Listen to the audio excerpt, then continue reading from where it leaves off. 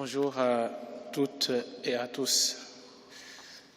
C'est un grand honneur, un grand plaisir pour nous d'assister à cet événement qui symbolise le vivre ensemble, musulmans, chrétiens, toutes confessions confondues. Donc, j'ai été contacté et j'ai accepté avec un grand plaisir. J'ai produit un petit texte, donc comme une sorte d'hommage à Marie. Je l'ai intitulé « Marie, trait d'union entre les trois religions monothéistes ». Marie occupe une place de choix dans le Coran.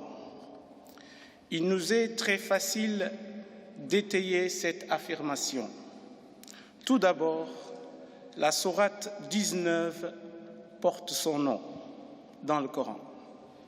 De plus, elle représente le trait d'union entre les trois religions monothéistes, à savoir le judaïsme, le christianisme et l'islam. Dans le Coran, Marie est représentée comme la femme accomplie spirituellement. Allah dit dans le livre saint, « Ô Marie, certes Allah t'a élue et purifiée. Il t'a élue au-dessus des femmes des mondes. » Sourate 3, la famille Imran, verset 42. Ces hautes qualités de Marie mentionnées dans ce verset ont poussé d'éminents théologiens musulmans à la considérer comme une prophétesse, ayant donc par là le même statut que les prophètes masculins repris dans le Coran. Précisons l'identité de ces théologiens. Le grand imam al-Ash'ari, mort en 324, qui correspond 936 de l'ère chrétienne. L'imam al-Ash'ari, qui est le fondateur du courant théologique ash'arite, courant majoritaire dans le monde musulman. Nous citons également le grand exégète et juriste de Cordoue, en Espagne, Al-Qurtubi, dont l'exégèse fait une grande référence dans la pensée musulmane, qui est mort en 671-1273 de l'ère chrétienne.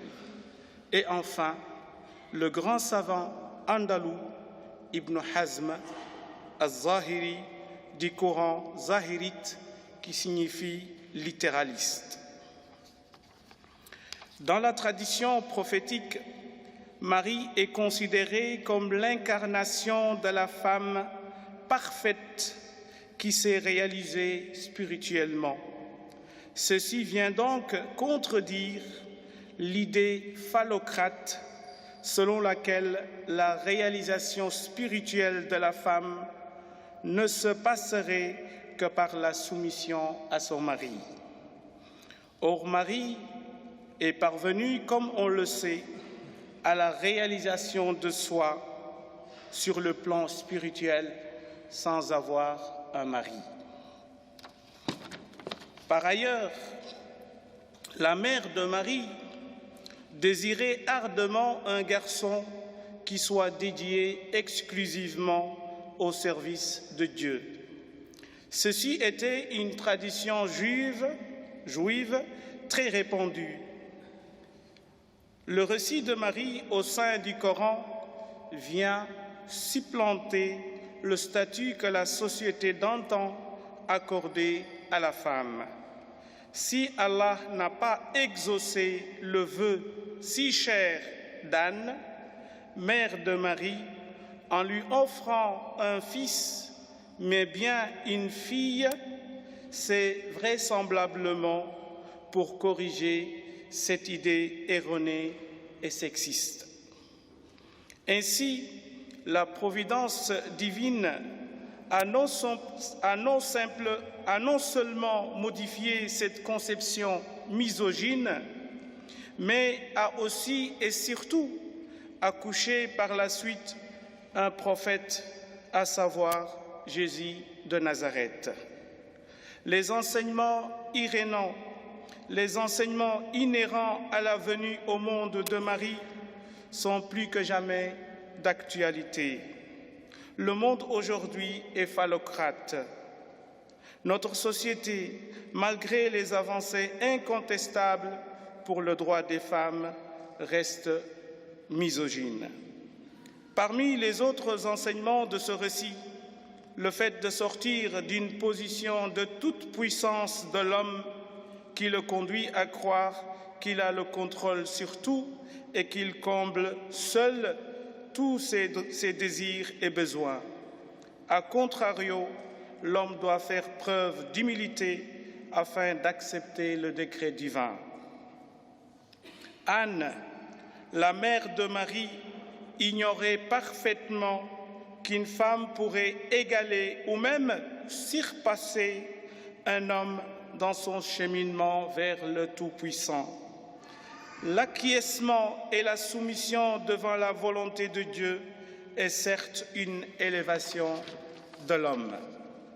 Précisons également que Marie a indubitablement fait preuve d'une patience inouïe face aux railleries d'une frange de la population suite à sa grossesse sans qu'il n'y ait eu de contact charnel avec un homme. Il nous incombe de nous en inspirer aujourd'hui. En guise de conclusion, nous formulons 3 affirmations avec force. Premièrement, il incombe à tout un chacun, quelle que soit son appartenance religieuse ou philosophique, de construire le vivre ensemble ainsi que la cohésion sociale. Tous, croyants ou non, pourrons-nous s'inspirer de l'histoire de Marie à travers ses enseignements. De plus, le récit de Marie est un dénominateur commun entre les 3 religions du livre et nous sert donc de point d'attache. Deuxièmement, il est de la responsabilité de chaque homme et de chaque femme de lutter sans réserve contre la domination masculine. Les injustices perpétrées contre la femme nous concernent tous. En tant que théologiens, nous pensons particulièrement que ceci passera, entre autres, par l'appropriation d'un travail d'exégèse rigoureux des textes sacrés. Ce travail a trop longtemps été l'apanage des hommes. Le temps est donc venu de changer la tendance et la rendre beaucoup plus équilibrée. Troisièmement, et dans la ligne de l'enseignement précédent, le Coran nous démontre que la femme est un être de spiritualité et pas seulement de distraction ou d'enfantement. Je vous remercie.